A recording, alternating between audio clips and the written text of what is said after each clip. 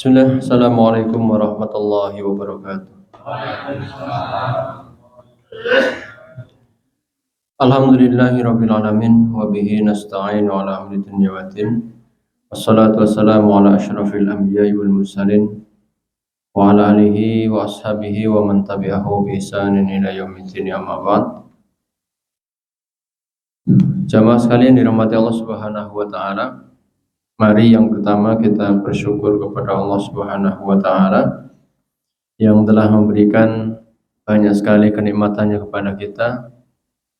Salawat dan salam semoga tetap tercurah kepada junjungan kita Nabi besar Nabi Muhammad Sallallahu Alaihi Wasallam, kepada keluarga beliau, para sahabat-sahabat beliau, para tabi'in, para tabi'ut tabi'in, para alim ulama dan umat Islam yang istiqomah hingga hari kiamat nanti.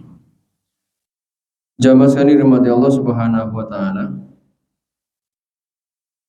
Kalau tidak salah bulan yang lalu kita membahas tentang puasa, Pak ya.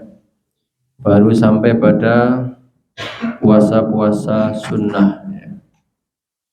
Kemudian insya Allah kita lanjutkan. Pada kesempatan kali ini kita akan masuk pada pembahasan syurutus siyam, syurutus saumi ya. Syarat-syarat puasa ya. Syarat-syarat puasa. Di sini disebutkan bahwasanya syarat-syarat untuk wajibnya puasa seseorang ya. Jadi nanti di dalam ibadah itu biasanya ada syarat wajib dan ada syarat sah ya. Apa itu syarat wajib?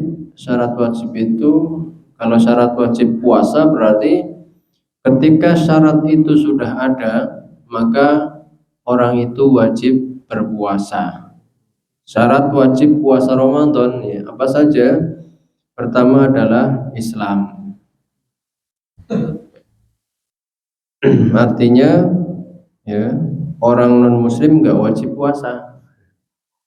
Kemudian yang kedua balik. Yang kedua balik ya, balik itu ditandai dengan haid bagi wanita, tanda biologis, atau ihtilam, mimpi basah, dan mimpi basah untuk laki-laki itu tanda biologis. Kalau enggak maka menurut para ulama adalah batas usia, yaitu 15 tahun ya.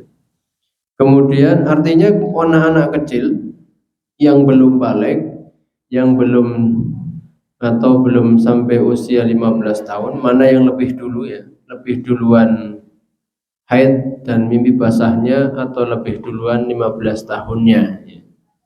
Mana tanda balik yang didapati salah satunya maka dia sudah balik ya. Artinya anak-anak yang belum balik berarti tidak memiliki kewajiban untuk berpuasa. Kalaupun mereka puasa, statusnya adalah latihan. Kemudian berakal. Orang gila tidak wajib puasa. Ya. Wala yajibus shaum 'alal majnun. Orang-orang gila tidak wajib berpuasa. Yang keempat, wal qudrah 'ala shaumi, kuat puasa. Ada orang kuat puasa ini bisa hilang dari diri seseorang karena adanya uzur atau halangan, misalnya sakit begitu ya. Atau kondisinya lemah, kayak orang yang usianya sudah lansia, atau lemah karena hamil dan menyusui begitu ya. Maka nanti akan ada ketentuan-ketentuannya. Ada yang harus mengqadha, ada yang tidak harus mengqadha. Bahkan ada yang nanti mengqadha dan membayar fidyah.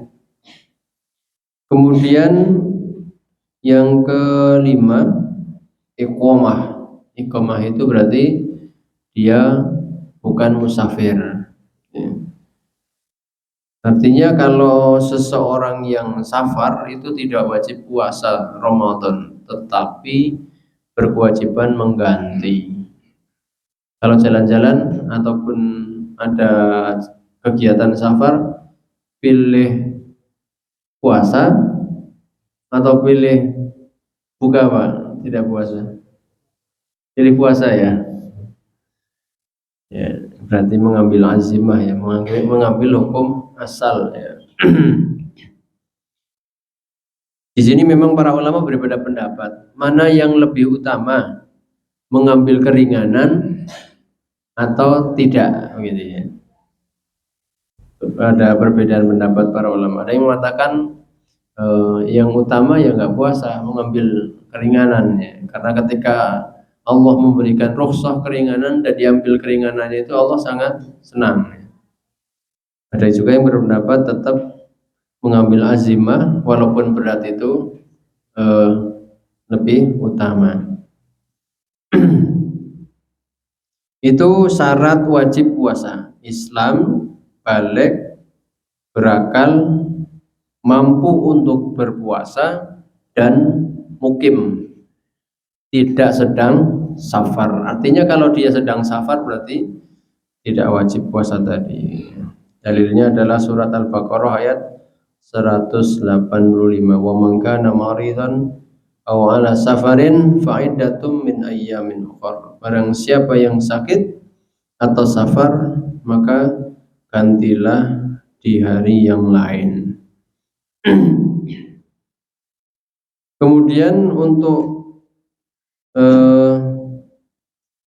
syarat yang kelima terakhir iqamah, yang artinya kalau dia safar berarti tidak wajib puasa.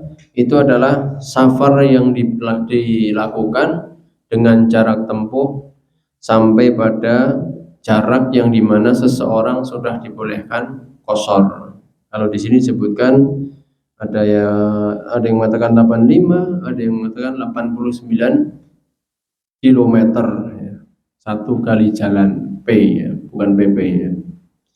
Artinya kalau sini Boyolali begitu ya, sini Klaten berarti masih wajib puasa karena tidak dikategorikan safar yang membolehkan qashar.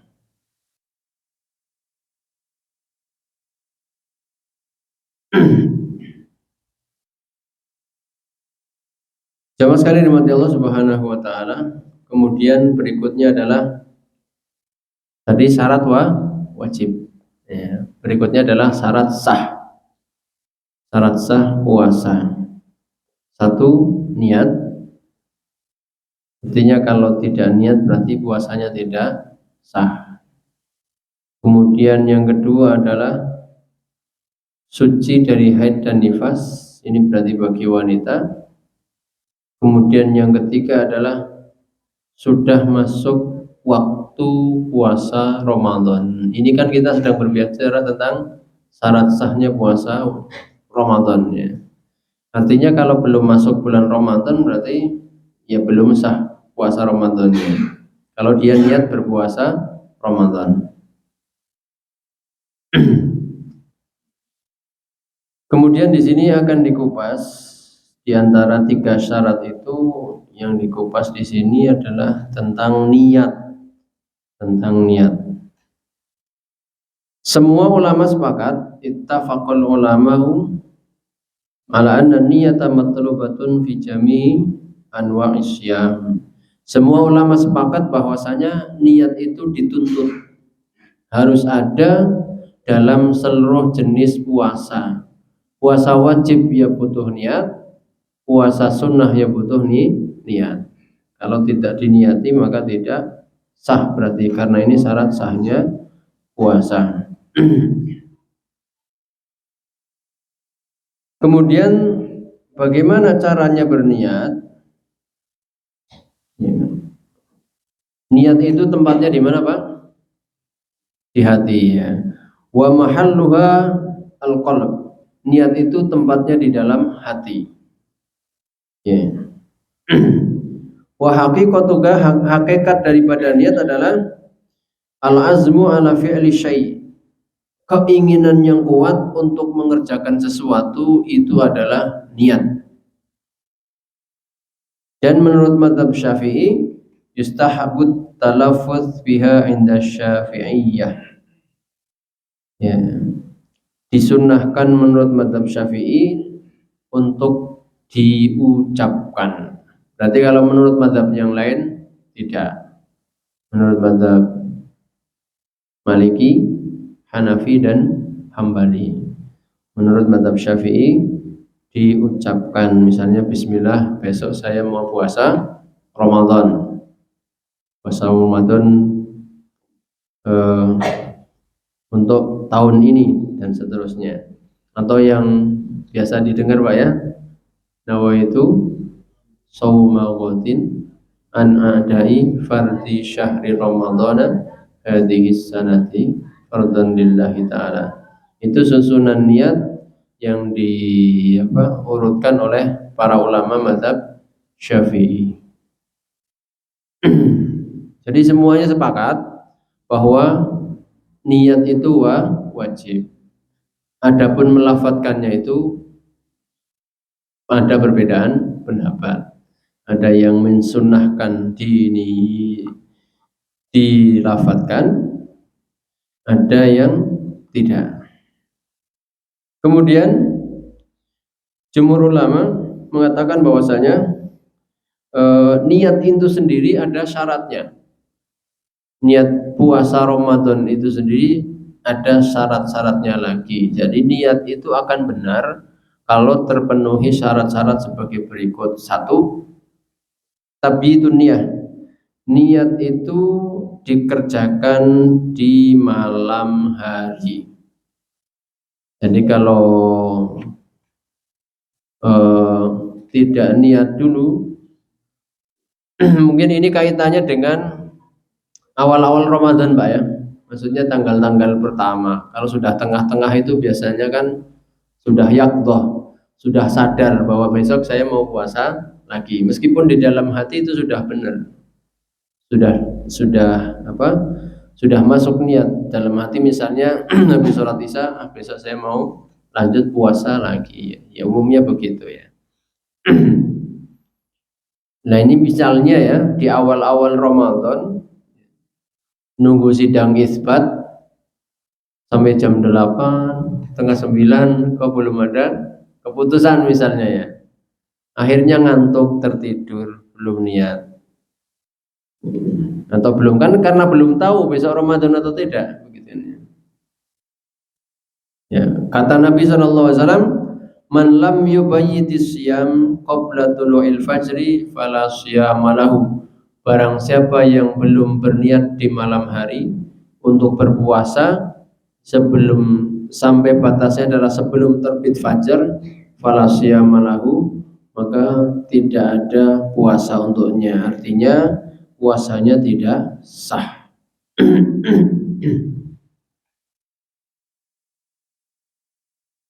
Itu cara berniat ya.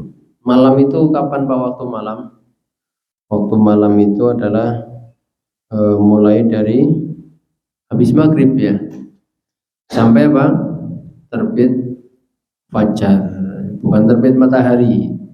Kalau terbit matahari itu sudah siang. Terbit fajar subuh ya, itu berarti akhir malam. Itu syarat niat yang pertama. Terus syarat niat yang kedua apa? Ta'yinu niyati fil fardi. Kalau puasa itu adalah puasa wajib, ya maka harus ada kepastian bahwa besok adalah puasa wajib ataupun puasa Ramadan ataupun puasa nazar ataupun puasa kafarah. Jadi harus diniatkan betul-betul jelas takyinnya. Kayak misalnya di mazhab Syafi'i itu kan nawaitu shauma ghadin an adai fardhi syahri Ramadan. Di mana takyinnya? Letak takyin ataupun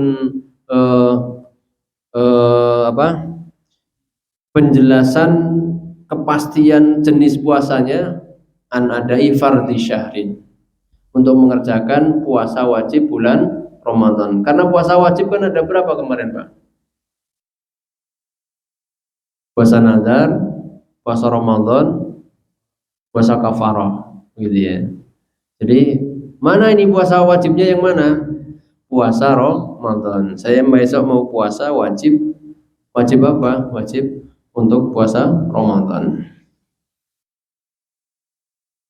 Maka tidak sah hukumnya puasanya jika diniatkan puasa mutlak. Besok saya mau puasa. Puasa apa? Yang penting puasa. Kalau itu adalah bulan Ramadan, maka menurut para ulama tidak masuk puasa, tidak dihitung puasa Ramadan. Alasannya adalah li'anna shauma ibadatun dzata waqtin. Karena puasa Ramadan itu adalah puasa yang memiliki waktu khusus, yaitu di bulan Ramadan. Maka harus ada kepastian dalam berniat, sebagaimana orang niat sholat sama-sama 4 rakaat, tetapi sama-sama 4 rakaat itu berbeda waktu. Contohnya sholat duhur dan sholat asar. Maka harus pasti saya mau sholat duhur apa sholat asar. Gitu ya. Kemudian yang ketiga adalah, kalau tadi kepastian tentang jenis puasa wajibnya, syarat nomor 2. Yang ketiga adalah keinginan kuat ataupun kepastian untuk berpuasa ya. Jadi betul-betul dia sudah berniat besok untuk puasa Ramadan. Bukan niatnya bukan separuh-separuh. Contohnya tadi, kasusnya misalnya lagi nunggu sidang isbat, karena lama sudah ngantuk, enggak putus-putus, akhirnya bilang begini, kalau besok sudah masuk Ramadan, saya niat puasa Ramadan. Kalau belum, saya niat puasa sunnah. Misalnya pas hari Senin ya, ru'yahnya hari Ahad malam Senin ya, atau hari Kamis kebetulan hari yang pertamanya ya. Kemudian karena belum ada kepastian, dia niatnya begitu. Kan ragu-ragu itu artinya Pak. Kalau besok sudah masuk Ramadan, sudah ada sidang isbat memutuskan, maka saya niat puasa Ramadan. Kalau ternyata malam ini belum ada, besok saya niat puasa Senin, Kamis. Nah ini menurut para ulama, niat yang seperti ini bukan al-jazmu bin niyah, bukan niat yang kuat untuk tegas untuk mengerjakan puasa, masih ragu-ragu. Lam yasih shaumuhu, maka puasanya tidak sah. Puasanya tidak sah. Atau contohnya, ana shaimun ghadan insyaallah. Saya besok puasa insyaallah.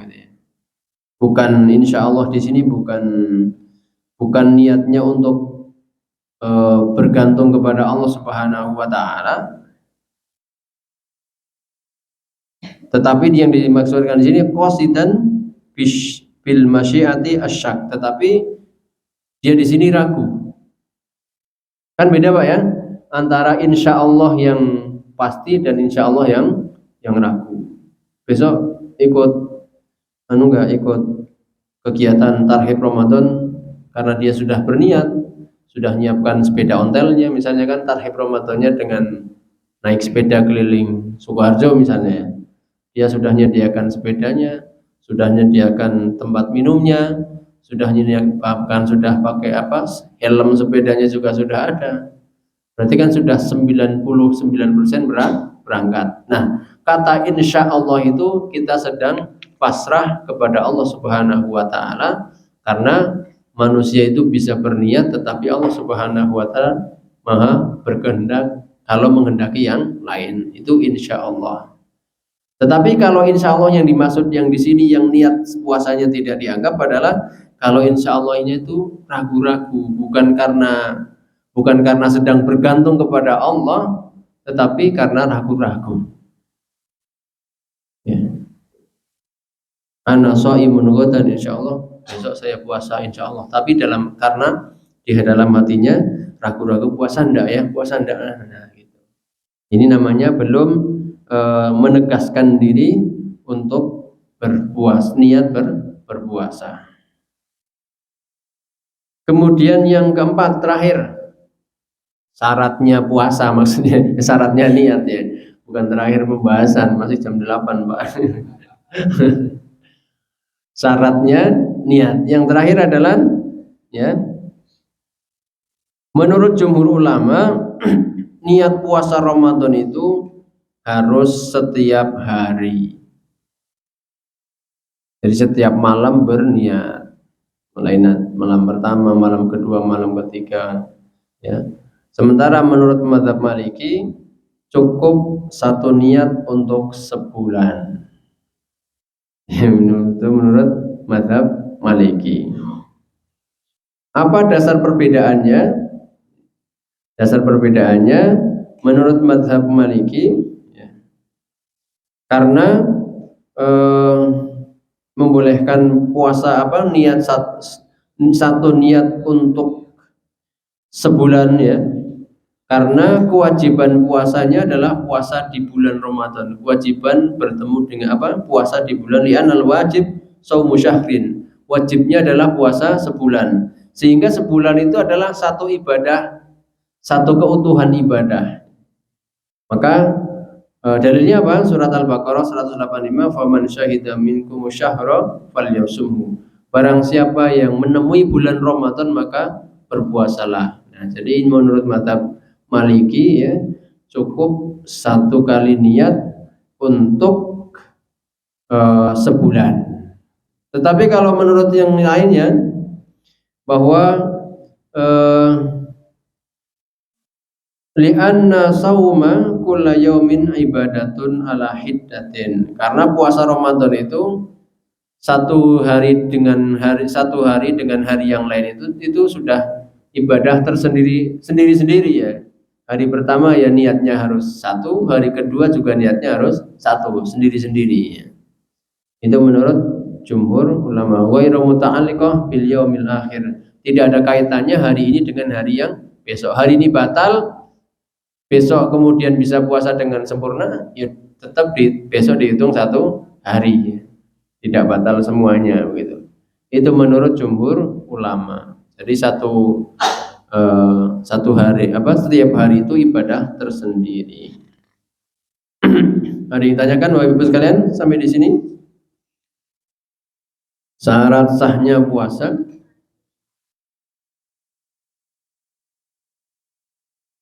Betul nonton nggih? Ya. Kita lanjutkan kepada sunah-sunahnya, kita tinggal dulu. Yang menurut saya penting di sini tentang a'dzar. A'dzar itu halangan-halangan untuk tidak berpuasa. Yang pertama dan kedua di sini safar wal jihad. Karena safar atau sedang berjihad di sini dahulu ya, jihad berperang di jalan Allah Subhanahu wa taala. Ini dimasukkan dalam nomor 1 dan nomor 2 ya. Tadi sudah kita bahas sedikit safar ya. Bahwa orang yang safar melakukan perjalanan itu boleh tidak mengerjakan puasa Ramadan, tetapi nanti diqadha di hari yang lain.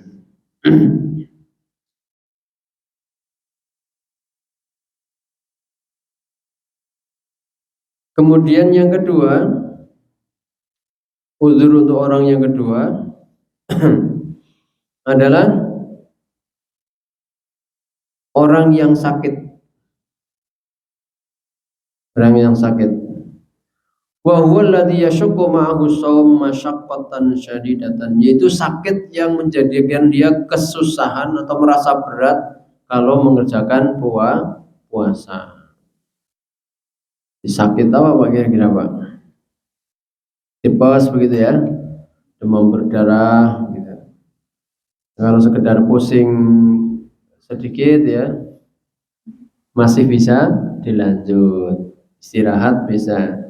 Ada seorang tabi'in ya dulu, tapi ini pendapat yang syadz. Saya baca di dalam Tahdhib Tafsir Ibnu Katsir, maaf, di dalam Tafsir Ayatul Ahkam Ali As-Sabuni. Di situ disebutkan ada seorang tabi'in, saya lupa namanya ya. Dia di bulan Ramadan tidak puasa. Ketika ada tamu datang, temannya, sahabatnya, loh kok kamu nggak puasa? Sakit. Sakit apa? Cantengan gitu. Loh, apa hubungannya cantengan dengan puasa? Loh kan ayatnya umum, famangkana minkum maridun aw ala safarin faidatun min ayyamin ukhra. Barang siapa di antara kalian yang sakit atau safar mengerjakan perjalanan, maka ya puasa nggak apa-apa, diganti di hari yang lain.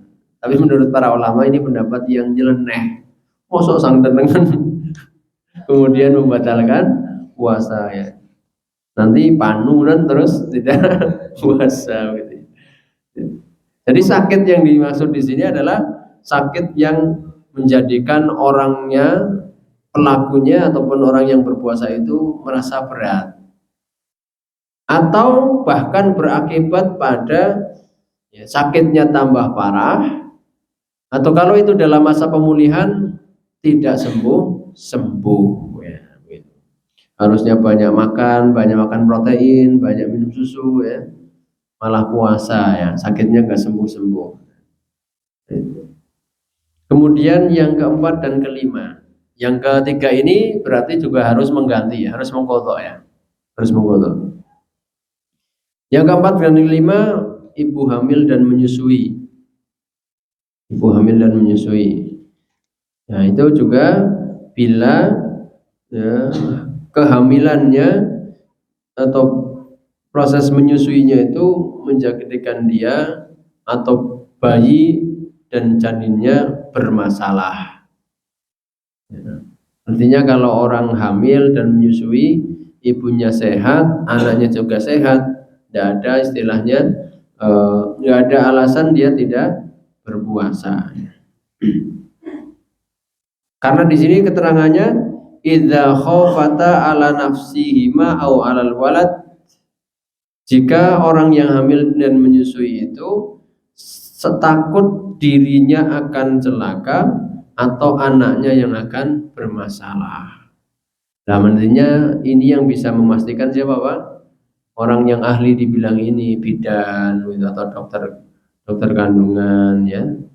Ini jenengan hamil sudah 8 bulan, tapi bayinya berat badannya masih kecil sekali, masih 1,1 sekilo setengah atau 15 on gitu kan. Padahal bayi itu kalau lahir harusnya di atas 2 kilo Bu ya. Kalau kurang dari 2 kilo nanti bermasalah. Ini sudah kandungan usia ke-8 bulan ya. 1 bulan lagi lahir. Kalau selama bulan Ramadan ini dengan puasa di bulan-bulan terakhir, takutnya bayinya beratnya nggak sampai, nanti lahir masuk inkubator. Berarti dalam kondisi ini dia boleh tidak puasa. Atau bayinya sehat, besar, berat sudah 2,5 kilo, detak jantungnya juga normal ya. Kemudian juga sudah mapan, sudah jungkir ya, usia 8 bulan setengah misalnya. Tetapi ibunya kepayahan. Ya, kalau dia puasa karena anemia, darah rendah, lemes. Ya, apalagi HB-nya misalnya rendah sekali. Nanti kalau HB-nya nggak naik akan terjadi pendarahan gitu ya. Dalam kondisi ini juga boleh tidak puasa. Terus mengqadha atau fidyah, para ulama menjelaskan bahwa kalau tidak puasanya disebabkan oleh dirinya, ini untuk dua-duanya, ibu hamil dan menyusui. Kalau tidak puasanya itu karena dirinya yang nggak kuat, baik yang hamil atau menyusui, maka dia cukup mengqadha saja di hari lain. Sebulan Mas, ya sebulan. Ya itu dihitung hutang ya. Tahun ini melahirkan, tahun depan sudah hamil lagi misalnya, hamil besar lagi ya. Nah, berarti setahun satu ya. Nggak puasa lagi, karena lemah lagi nggak puasa ya. Berarti dihitung 2 bulan hutangnya ini, terus begitu ya. Kan nggak mungkin hamil terus sampai tua kan? ada waktu masa berhentinya 40 atau 45 begitu kan. 50 mungkin misalnya kok ada usia 50 masih hamil itu dilarang sama dokter biasanya. Rawan ya. Nanti nggak kuat nanti. Ya, nah berarti di usia-usia itu masa-masa untuk membayarnya ya. Kalau sakitnya itu nggak kuatnya itu karena janin ataupun bayinya, itu menurut para ulama mengqadha ditambah membayar fidyah. Ya, jadi kalau hamil atau menyusui, ya, ibunya kuat, ibu hamil atau menyusui, anaknya ini yang bermasalah tadi, maka dia nggak puasa, mengqadha dan membayar fidyah. Kalau dua-duanya nggak kuat, ibunya yang lemah, janin atau bayinya lemah, cukup mengqadha saja, tidak usah ditambah membayar fidyah. Nah itu yang keempat dan kelima. Yang keenam, al-haram awil kiber, orang yang sudah lansia, yang sudah tidak kuat puasa. Ya. Atau kalau ditambah lagi sudah pikun misalnya, nah ini sudah malah nggak sudah rufi al-kolam ini ya, sudah nggak wajib puasa. Bahkan misalnya orang lansia belum pikun tapi sudah tidak kuat, ya nggak wajib puasa. Ganti di hari lain, yunda bulan Ramadan aja tidak kuat, apalagi di hari lain begitu ya. Cukup membayar fidyah. Beda kalau orang sakit. Kalau orang sakit di bulan Ramadan sakit, di hari lain sehat, boleh dia harus mengqadha di hari lain. Sebagaimana dulu siapa? Anas bin Malik. Dalam suatu riwayat Anas bin Malik ini usianya kan sampai 100 tahun, Pak. Ada yang mengatakan 102. Jadi di akhir usianya itu sudah tidak kuat puasa. Di akhir bulan beliau mengumpulkan orang-orang miskin sebanyak 30 orang di dalam rumahnya, kemudian masak untuk memberi makan 30 orang. Ini fidyahnya saya karena sebulan tidak puasa. Jadi boleh membayar fidyahnya diakhirkan. Atau setiap hari satu nggak puasa memberi makan satu orang miskin. Wa 'alal ladzina yutiqunahu fidyatun ta'amu miskin, dan orang-orang yang tidak mampu berpuasa maka membayar fidyah memberi makan satu orang miskin. Ini haram awil kiber. Haram itu artinya pikun atau tua renta, kiber itu lansia. Dulu ada seorang tabi'in namanya Harim bin Hayyan. Harim bin Hayyan. Harim itu berarti artinya orang tua begitu ya. Kenapa dinamai Harim bin Hayyan? Ini saya baca dalam kitab Tahdhibut Tahdhib karyanya Imam Adz-Dzahabi. Di dalam buku itu dikatakan Harim bin Hayyan itu dikandung ibunya 2 tahun, Pak. Ada ibu-ibu yang ngandung 2 tahun di sini? Nggak ada ya. Hamil 2 tahun. Kemudian kata Imam Adz-Dzahabi, di situ menukil perkataan para ulama, hatta idza waladathu ummuhu ittala'at asnanuhu. Ketika dia lahir, giginya sudah pada tumbuh. Jadi ada bayi lahir tapi sudah punya gigi. Makanya ini disebut dengan bayi tua gitu ya. Dinamai Harim. Harim itu orang tua ya. Masih bayi tapi dinamai Harim ya. Kenapa? Karena ketika lahir sudah punya gigi.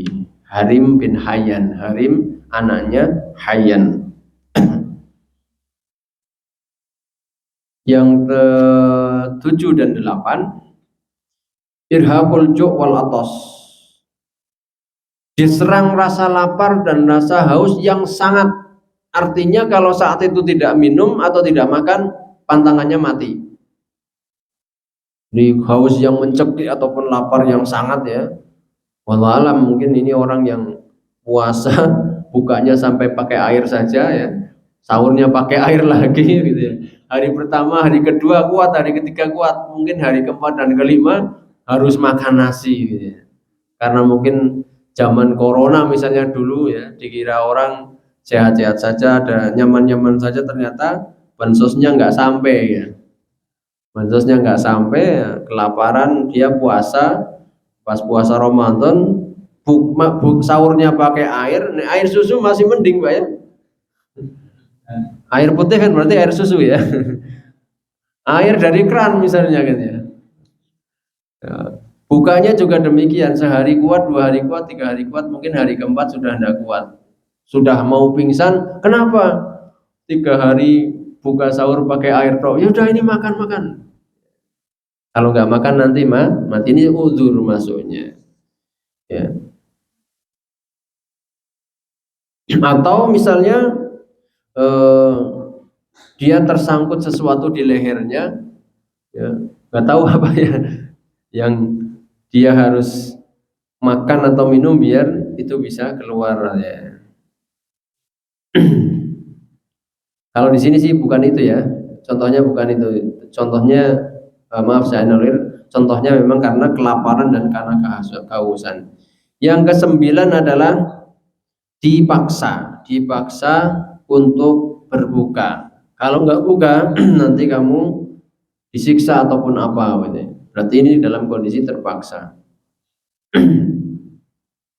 Nah itu ada 9 udzur, 9 halangan yang membolehkan seseorang untuk tidak berpuasa di bulan Ramadan, tetapi bagi beberapa tadi, tidak semuanya, bagi beberapa harus mengqadhonya.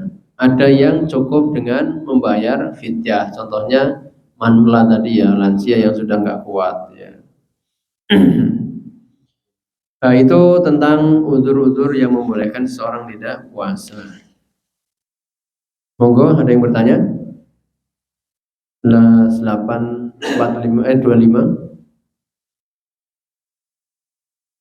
Nggak ada?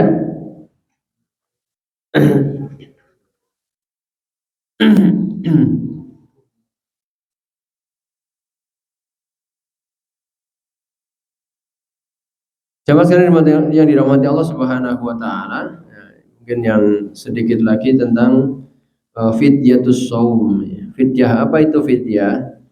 Ya. Fidyah adalah mengeluarkan satu sekali makan untuk orang yang tidak kuat berpuasa. Kalau menurut mazhab Hanafi, fidyah itu bisa diberikan dalam wujud makanan mentah nisfu sok, setengah sok. Kalau di sini satu soknya zakat fitri misalnya 3 kilo berarti 1,5 kilo. Kalau yang 1,5, yang 2,5 berarti ya separohnya. Memang kalau dirupiahkan 1,5 kilo beras itu, tapi sekarang beras lagi mahal Pak ya. 16 begitu ya. Ya Pak ya. 20 yang bagus Pak ya, yang standar lah. Itu premium gitu ya, yang standarnya di masyarakat umum itu mungkin 16-an, berarti sudah 24. Ya memang itu kalau untuk makan ya sekali makan Pak ya, kalau makannya di warung gitu ya.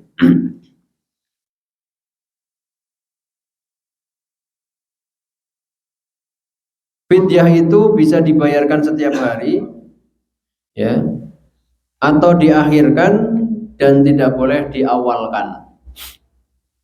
Jadi tadi simbah yang sakitnya sudah tidak kuat puasa, fidyahnya diawalkan. Ini fidyah untuk simbah 45 kg beras gitu ya. Nah kok banyak sekali. Ya, ini kan sebulan. Nah ini baru tanggal 1 Ramadan gitu. Apakah simbah nanti umurnya sampai akhir Ramadan? Jadi tidak boleh diawalkan ya. Boleh diakhirkan, tidak boleh diawalkan, ataupun boleh diberikan setiap hari bagi orang miskin. Kalau mau bentuk makanan, boleh makanan 1 porsi ya. Untuk satu kali makan ya, bukan 3 kali makan ya. Satu kali makan saja.